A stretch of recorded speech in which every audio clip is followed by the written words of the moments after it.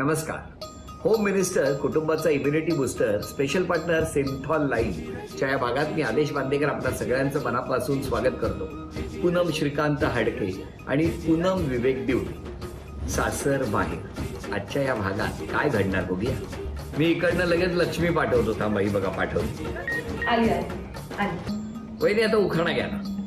माझा होशीलला म्हणत म्हणत श्रीकांत आणि माझ्या जुळल्या रेशीम गाठी. किती चढ उतार आले संसारी तरी भक्कम माझ्या उभारी. खरंच माझी कारभारी लय भारी. अरे वा. काय कारभारी कसं वाटतंय? खूप छान वाटतंय. बरं, पण आता सगळ्यांची ओळख करून द्या. हे माझे मिस्टर श्रीकांत हाडके. नमस्कार. हे माझे सासरे मालिक हाडके. नमस्कार. ह्या सासूबाई रंजना हाडके. नमस्कार. ते दीर किशोर हाडके नमस्कार. आणि ही लहान जाऊबाई सायली हाडके. हो नमस्कार. नमस्कार. आणि तिकडे माहेरी कोण कोण आहेत? माहेरी सगळ्यात पहिला लाल शर्ट मध्ये बसला माझा भाऊ संदीप दिवटे. नमस्कार. नमस्कार. नमस्कार. त्यानंतर माझ्या वहिनी आहेत चैताली दिवटे. नमस्कार. आणि त्यांचा लहान मुलगा आहे प्रणव. हो त्याच्या पाठी माझे बाबा आहेत विवेक दिवटे. नमस्कार. माझी आई आहे सुरेखा दिवटे. नमस्कार. आणि सगळ्यात पाठी माझे मामा मामी बसलेत गणेश कहाणे आणि सुनीता कहाणे. नमस्कार. नमस्कार. चला सगळ्या कुटुंबाची ओळख झालेली आहे. बरं आता वैदी तुम्ही कुठे बसलायत? आम्ही पुणे कात्रज मध्ये राहतो. तुम्ही कात्रज मध्ये. माहेर कुठलं? माहेर माझं राजगुरुनगर पुणे. दिवटे कुटुंब सगळे राजगुरुनगर. राजगुरुनगर. हो. बालपण कुठे गेलं वहिनी? माझं बालपण विक्रोळीमध्ये मुंबईमध्ये गेलं सर. माझं बालपण कन्नमान नगर एरिया विक्रोळीमध्ये. तिघं भावंड आहोत सर. 2 नंबर एक बहीण आहे मला मधुरा देशमाने. ती सध्या USA ला असते अमेरिकामध्ये. आणि 3 नंबर माझा पूनम सगळ्यात लहान घरातील. नाही हे का सांगितलं? सगळ्यात लहान म्हणजे खूप लाड झाले का माहिती? हो थोडं मार कमी पडलाय, लाड जास्त आहे. पण मग भाऊ आणि तुम्ही कसं नातं होतं दोघांचं, तुम्ही आणि तुमचा भाऊ? म्हणजे भाऊ पण पहिला मुंबईमध्ये होता सर. तो नंतर सेटल झाला राजगुरुनगरमध्ये. तर आम्ही तिघं भावंड एकत्र कन्नबानगर कॉमन गॅलरी जी आपली हे असते म्हणजे चाळ सिस्टीम वगैरे प्रॉपर त्या एरियामध्ये बालपण गेले. आणि खूप छान म्हणजे माझ्या भावाचं आणि माझं तर खूप भांडणं व्हायची. स्पेशली आम्ही दोघं स्पेशली दुसऱ्या बहिणीला आम्ही थोडं बाजूला ठेवायचो. जे काय मारामारी आहे ते पूर्ण चाळ किंवा पूर्ण बिल्डिंगवर फिरा वगैरे. तर खूप छोट्या छोट्या गोष्टींवरून आम्ही भांडायचो. म्हणजे प्रेमळ भांडणं, असं हे रागिष्ट भांडण नाही सर. खोड्या काढणे वगैरे तशी प्रेमळ भांडणं असायची. दादाचं काय म्हणणं आहे? दादा का भांडायचा छोट्या छोट्या गोष्टीवरून? मला थोड्या गोष्टीवर व्हायची भांडणं तिची आणि माझी. एकदा तर ती भांडणामध्ये बिल्डिंग वरून उडी मारायला निघाली होती. कितव्या मजल्यावरून? 3ऱ्या मजल्यावरून खाली. मी पकडलं तिला. म्हणजे दादा अशी काय करते? मी उडी मारत कशासाठी होती? काय झालं होतं? मी तिला मारलं होतं त्याच्यामुळे ती त्या रागाच्या भरात उडी मारायला निघाली होती. मी तिला धरून ठेवली आहे परत घरी आणली. म्हणजे चल जाऊ दे चूक झाली माझी. मग शांत आली. श्रीकांतजी तुम्ही कितव्या मजल्यावर राहता सध्या? मी 3ऱ्या मजल्यावर. 3ऱ्या मजल्यावर खिडक्यांना का तावदानं वगैरे आहेत ना? नाही सर. त्यांचा छंद बघितला का? खिडकीतून उडी मारणे? नाही नाही नाही. आम्ही लहान होतो. लहान. हो कळलं मला. भावावरच्या रागापोटी तुम्ही त्याला सांगत होता थांब आता नाही तर मी उडीच मारते, थांब मी उडी मारते. त्याला मला धडा शिकवायचा होता की तू असं करू नकोस पुढे. मी खरं मारणार नव्हते सर, फक्त थोडस ऍक्टिंग करत होते. अरे वा. कळलं का दादा? नाही मी पण ते सॉरी बोलल्यानंतर परत तिला मारलंच. चांगली भावंडात असंच पाहिजे हो की नाही? आई बाबा काय करायचे तुमचे दादा? आई माझी हाऊसवाईफ गृहिणी होती आणि वडील माझे सर्व्हिसला होते. वहिनी मला सांगा कसं काय गेलं बालपण? म्हणजे पप्पा कमवणारे एकटे होते आणि आम्ही 5 जण होतो खाणारी. माझी आजी पण होती आमच्या बरोबर. तर खूप कष्टाचं बालपण आहे सर. आई वडिलांनी खूप कष्ट केले. आता मी एवढ्या डिटेलमध्ये जात नाही सर, पण त्यांनी आम्हाला म्हणजे एवढं असूनही शिकवलं. त्यात त्यांचा खूप मोठा मान आहे आणि त्याला म्हणजे माझा खूप अभिमान त्यांचा खूप अभिमान वाटतो मला त्यामध्ये की घरी कधी कधी खायला नसायचं, कपडे आणायला पैसे नसायचे, पण त्यांनी आम्हाला शिकवलं दोघींना. तर त्याबद्दल खूप छान वाटतं मला. तुम्ही आता बोलताना सुद्धा बालपण सगळं तुमच्या नजरेसमोर आहे. मोठ्या बहिणीचे कपडे लहान बहिणीला वापरायला मिळणं, आणि त्यासाठी मोठ्या बहिणीने प्रेम करणं, बाबांनी एकट्याने कमावणं आणि इतक्या कुटुंबाला जे पाहिजे ते देणं, हे तुमच्या आवाजातच एवढा आता जड झालाय आवाज. कुठली गोष्ट मिस करता तुम्ही? आईची माया खूप मिस करते मी सर. सासरी माझे सासूबाई पण खूप छान आहेत सर, पण आईची माया खूप मिस करते मी. नाही नाही, काळजी करू नका. आई काय म्हणणं आहे लेकीबद्दल? लेकीच्या डोळ्यात एवढं पाणी आलंय, काय सांगणार आई तुम्ही? मुली खूप छान राहिल्या, चांगले केले त्यांनी, पण व्यवस्थित शिकल्या, बरं वाटलं आम्हाला, पण अभिमान वाटला त्यांचा. तिन्ही मुलं छान आहेत सगळी. पण लहानपणी हे दोघे खूप भांडायचे गाव. हे दोघांचं खूप चालायचं आपलं.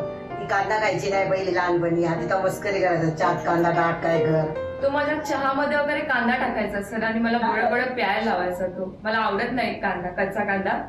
तो मला बळबळ प्यायला लावायचा माझ्या बाजूला बसून. तर अशी छोटी मोठी खोड त्याची चालू असायची पाहता. बालपणीच्या सगळ्या तुमच्या आठवणी ऐकून श्रीकांतजींना आता कांदा लावायची पाळी आली आहे ना. वहिनी, तुमच्या नणंदबाईंबद्दल सांगा ना. त्या खूप छान आहे, म्हणजे स्वभावाने पण छान आहे.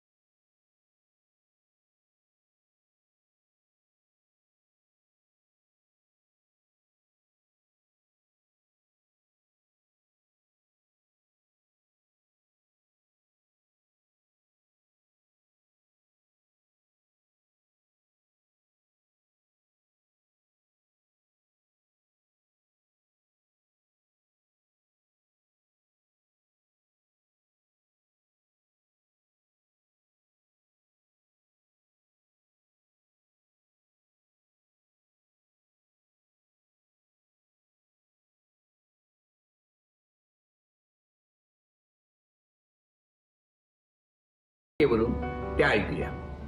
नमस्कार, मी मधुरा. मी प्रशांत. आणि मी ओ. आज मला बऱ्याच दिवसानंतर पूनमविषयी काहीतरी बोलायची संधी मिळाली आहे.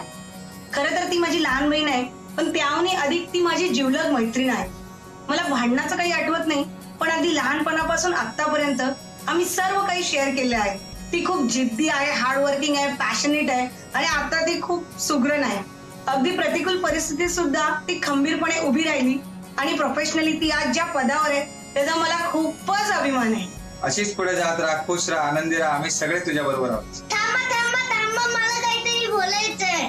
Take care of yourself, take care of each other. Love you Poonam मासी. नमस्कार. ताई धन्यवाद. तुम्ही सुद्धा अमेरिकेत आहात, स्वतःची काळजी घ्या, आनंदात राहा. फक्त आता दादा तुम्हाला एक छोटंसं आव्हान आहे, म्हणजे तुम्ही एक नातं सांगायचंय. ते जर नातं बरोबर सांगितलं, जे मी कोडं घालणार त्याचं नातं तुम्ही अचूक ओळखलं, तर आज तुमच्या ताईला कात्रजला राजगुरू नगरवरून झी मराठीच्या माध्यमातून आपण सोन्याची नथ बक्षीस म्हणून मिळवून देणार आहेत. तेव्हा दादा तुम्हाला प्रश्न आहे, ताईच्या आईच्या विहिणींच्या मुलाचे बाबा ताईचे कोण? ताईच्या आईच्या विहिणींच्या मुलाचे बाबा ताईचे कोण? सासरे. अभिनंदन दादा, अभिनंदन. तुम्ही आता ताईला सोन्याची नथ बक्षीस म्हणून मिळवून दिलेली आहे. ताई अभिनंदन. नमस्कार. नमस्कार. श्रीकांतजी तुमच्या बालपणाविषयी सांगा ना. बालपण माझं खूप छान गेलं. पुण्यामध्ये शुक्रवार पेठेत माझं म्हणजे आमचं घर होतं जुनं. तर सगळं एकदम खूप मजा केली. म्हणजे पतंग गोट्यापासून सगळे खेळ खेळलं लगोरीपर्यंत. अगदी खूप मजा आली. म्हणजे सदाशिवपेठ शुक्रवार पेठ या एरियामध्येच माझं पूर्ण बालपण गेलं. खूप धमाल केली. म्हणजे आई बाबा काय करायचे? आई म्हणजे आई तर हाऊसवाईफ आहे आणि पप्पा सेल्समन म्हणून लक्ष्मी रोडला कपड्याच्या दुकानामध्ये कामाला होते. मग कुटुंब किती जणांचं तुमचं? आम्ही 2 भावंड आणि आई वडील, आम्ही 4 होतो. तुमचा भाऊ काय करतो? तो फिजिओथेरपिस्ट आहे आणि माझं MBA फायनान्स झालंय. श्रीकांतजी लग्न कसं जमलं? अनिता दिवटे आणि काका राजेंद्र दिवटे त्यांनी हे स्थळ मला आलं. त्यांच्या नातेवाईकांपैकी आहेत ते. तर एक साधारण त्यांच्या थ्रूच झालं. म्हणजे त्यामध्ये चुलत काकी लागतात सर. माझं जे गाव आहे म्हणजे नारायणगाव त्या तिकडे असतात. तर आमच्या तर चुलत काकी लागतात दिवटे. पण तुम्ही बघितलं आणि लगेच लग्न जमलं का थोडा कालखंड गेला? म्हणजे मध्ये 10 ते 11 महिन्याचा मध्ये गॅप होता साधारण वर्षभराचा. त्याच्यानंतर होकार आला. म्हणजे तोपर्यंत शांतता होती पूर्ण दोन्हीकडे. शांतता. आता बरं वाटतंय ना सगळं? बरं वाटतं. थांबा, आधी मी दिराला विचारतो वहिनीबद्दल काय म्हणणं आहे. सो आम्ही तसे लहानपणापासून 2च भावंड, पण असं बहीण असं नव्हती आम्हाला. त्यामुळं जसं बहिणी आल्या तेव्हापासून थोडंसं मोठ्या बहिणीसारखं आणि थोडंसं मैत्रिणी आणि फ्रेंडशिप. त्यामुळे बहिणी आल्यापासून खूप जण त्याचं खेळखा आहेत आणि सपोर्ट करतात आणि समजून घेतात पूर्ण. त्यामुळे एक वेगळंच जरा वातावरण येतं घरामध्ये. तुम्ही लहान भाऊ का? म्हणजे ह्या आधी आल्या तुमच्या घरात, हो ना? हो बरोबर. यांच्या येण्यानंतर किती दिवसांनी तुमचं लग्न झालं? 1-1.5 वर्षाच्या आसपास. 1.5 वर्ष जवळपास. 1.5 वर्षात. मग ते जमवताना सुद्धा वहिनीने मदत केली का? हा, म्हणजे त्यांनी मदत केली खूप, की कसं आणि काय आणि मग समजून घेणे आणि कसं असावं. त्यामुळं ते थोडंसं नातं थोडंसं मैत्री आणि मग बहिणी आणि मग त्या नात्याने पण त्यांची तशी मदत होते खूप. म्हणजे काही गोष्टी समजल्या. बरं, आता त्या जाऊबाई काय म्हणतायत? बहिणी खूप म्हणजे हौशी असं प्रत्येक कार्यक्रम म्हणजे त्यांच्यामुळे असं मेमोरेबल होतं. आमच्या लग्नाला पण आता म्हणजे 5 महिने होती. तर मग आमच्या लग्नाच्या वेळेस पण आता तेव्हा सगळं लॉकडाऊन होतं. त्यामुळे 50 लोकांमध्येच फक्त लग्न करायचं होतं. तर त्यावेळेस त्यांनी म्हणजे एंट्री सॉन्ग केलं. म्हणजे त्यांचं बाळ 3 महिन्याचंच होतं तेव्हा, पण तरी सुद्धा त्यांनी अगदी उत्साहाने म्हणजे ते एंट्री सॉन्ग केलं. त्यामुळे सगळ्यांना एन्जॉय करता आलं आणि आमच्या लग्नामध्ये पण ती एक म्हणजे छान मेमरी झाली. म्हणजे असं सगळे घरातले छोटे मोठे सगळे कार्यक्रम असं त्यात उत्साहाने म्हणजे ते मॅनेज करतात, असं सगळं अरेंज करतात. त्यामुळे ते खूप छान होतं आणि असं सगळी फॅमिली पण अशी एकदम हसत खेळत राहते त्यांच्यामुळे. दीर आणि वहिनी जाऊबाई तुमच्याबद्दल बोलतायत, कसं वाटतं हे सगळं ऐकून? छान वाटतंय सर. ते दोघंही खूप छान आहेत सर, असं फ्रेंडली आहेत. त्यामुळे मजा येते. मला वाटलं मोठ्या वहिनीच्या दहशती खाली आहेत की काय? नाही.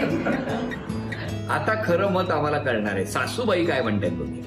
नाही, छान आहेत. मी सुनबाई सुशिक्षित आहे आणि छान सांभाळून घेते.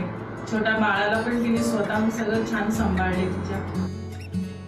बाबा, एवढे कष्ट केलेत तुम्ही लहानपणापासून, जे मुलाच्या चेहऱ्यावर दिसत होते की एका कपड्याच्या दुकानात नोकरी करत तुम्ही या कुटुंबाला आनंद दिला, सुख दिला आणि किती आनंद आज सगळ्यांना आहे. कसं वाटतंय? या सुनेबद्दल काय सांगणार आणि मुलाबद्दल काय बोलणार? सुनबाई चांगलेच आहेत, हुशार आहेत आणि त्या मुलं दोन्ही चांगले आहेत. माझी दोन्ही ग्रॅज्युएशन केली त्यांना, दोघंही MBA झालेलं आहे.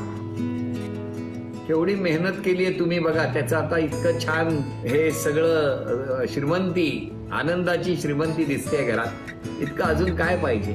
श्रीकांतजी, कसं वाटतंय? बाबांनी एवढे कष्ट केले, तुम्ही दोघांनी उत्तम शिक्षण घेतलं आणि आता गृहलक्ष्मीच्या पावलाने ही माऊली घरात आली. लग्नापूर्वी आणि लग्नानंतर काय बदलणार? काही नाही, लग्नापूर्वी तर माझे प्रत्येक दिवस तर एकसारखा असायचा. सुरुवात मी पप्पांपासून होतो. म्हणजे त्यांनी खूप कष्टात, म्हणजे आमच्या घरी तसंच परिस्थिती होती. अगदी ते जायच्या त्यावेळेस खायला मिळायचं असं होतं. त्यातनं त्यांनी म्हणजे आमचा जन्म झाला, आम्हाला शिकवलं. दोघेही भाऊ आम्ही म्हणजे पदवीधर आहोत. तर ते दिवस पण त्यांनी हळूहळू आम्हाला प्रगतीकडेच नेलं आणि लग्न अगोदरचे दिवस म्हणजे असं म्हणजे नॉर्मल मुलाचं कसं तसंच गेले. थोडीफार धमाल केली, पण लग्नानंतर आणखी सुखकर झाली. कारण माझ्या आयुष्यातली ती पहिली मुलगी आणि तिच्याशीच मी लग्न केलं. तर ती तशीच आहे जशी मला हवी होती तशी.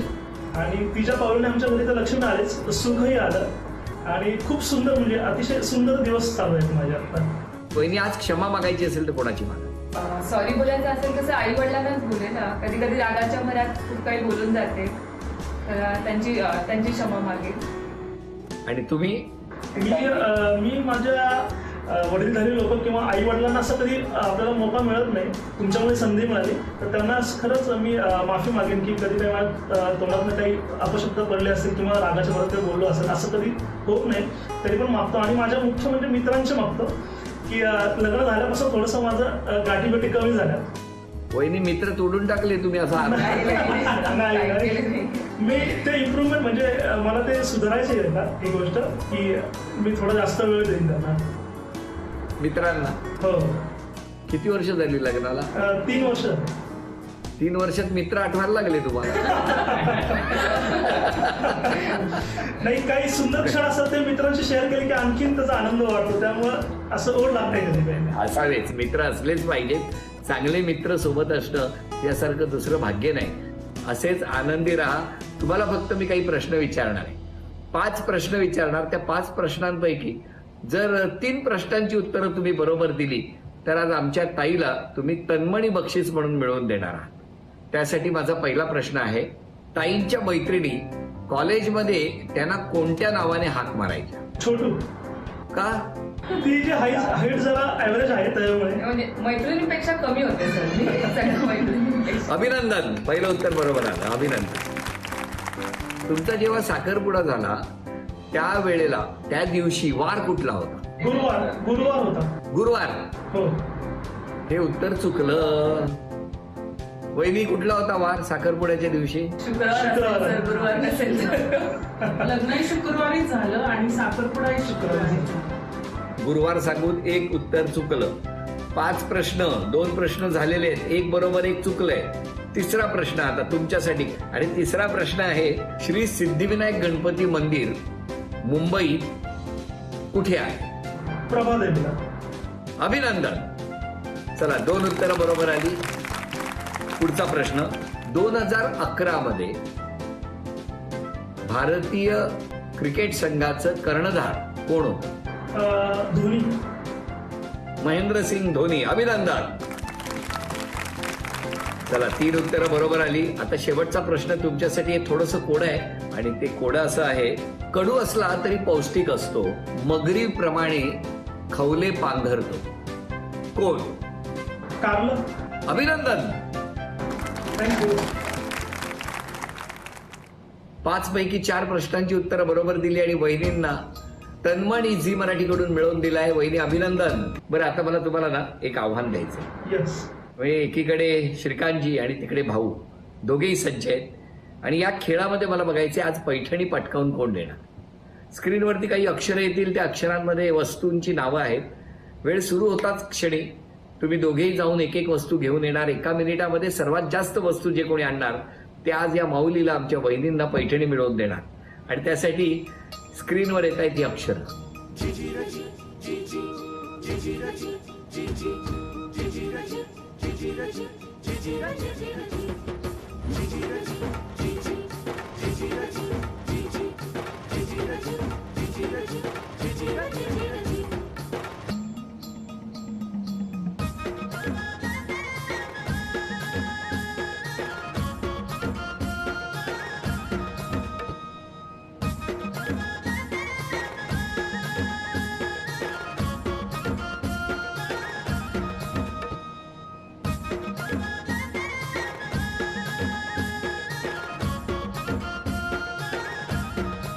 आता थांबा, दादाने कुठल्या कुठल्या वस्तू आणल्यात बघूया आधी. दादा सांगा. 1 डबा. 2 नारळ. 3 नारळी. 4 लिंबू. 5 दोरा. 6 सॅनिटायझर. 7. चला, दादानी 7 वस्तू आणल्या. आता श्रीकांतजींनी किती वस्तू आणल्यात? Sanitiser sir. 1 डबा आहे. 2 तेल आहे. 3 नारळ आहे. 4 लिंबू आहे, 5, मध आहे, 6, गाळणी आहे, 7, डायरी आहे. 8. अभिनंदन. सर चादर पण आहे. चादर सुद्धा आहे. 9. दादा बघितलं का तुमचे भावजी तुमच्या बहिणीसाठी किती धावपळ करतात. वहिनी अभिनंदन. वहिनींना मिळत आहे तथास्तु पुणे आणि कोल्हापूर यांच्याकडून पैठणी, आणि ही पैठणी लॉकडाऊन नंतर थेट तुम्हाला घरपोच करण्यात येणार आहे. मनापासून अभिनंदन.